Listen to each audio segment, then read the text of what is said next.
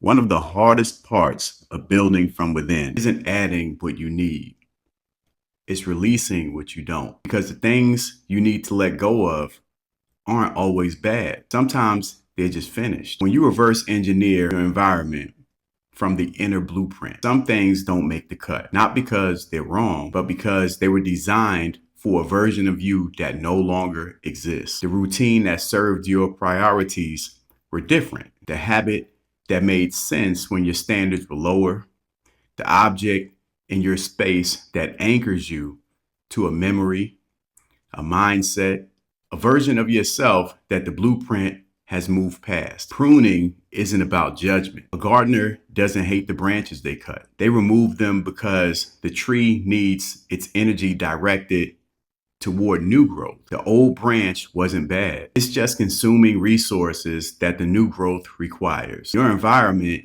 is the same. Every element belongs to that old architecture consuming energy, attention, emotion, habit that new blueprint needs.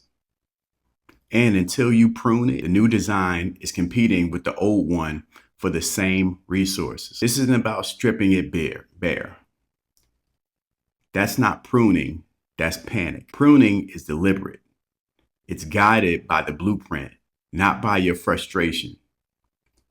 You don't remove things because you're angry at it. You remove them because the person you're becoming needs that space. There's a difference between clearing in anger and clearing with intention. The first one creates emptiness. The second one creates room. If you're holding on to something that serves the old version, but no longer belongs in a new design, double tap your screen right now. Pruning isn't lost. It's redirection of energy. The architect who can release what no longer serves the blueprint creates space for what does.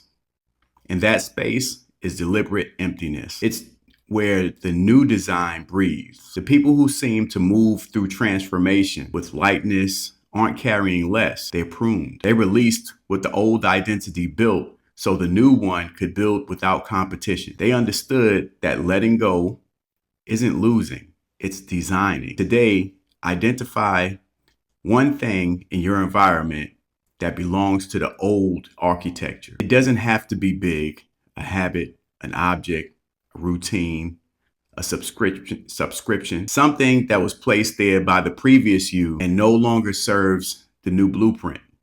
Release it, not in anger, in intention. And notice how the space leaves behind. Notice how the space it leaves behind doesn't feel empty. It feels like room. Pruning is a mastery discipline. It requires the self-awareness to recognize what no longer serves you and the courage to release without resentment.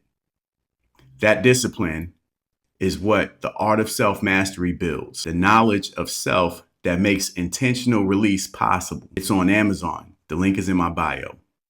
Comment prune if you're ready to make room. Share this with someone who's been holding on to what's finished because they're afraid of the space it will leave behind.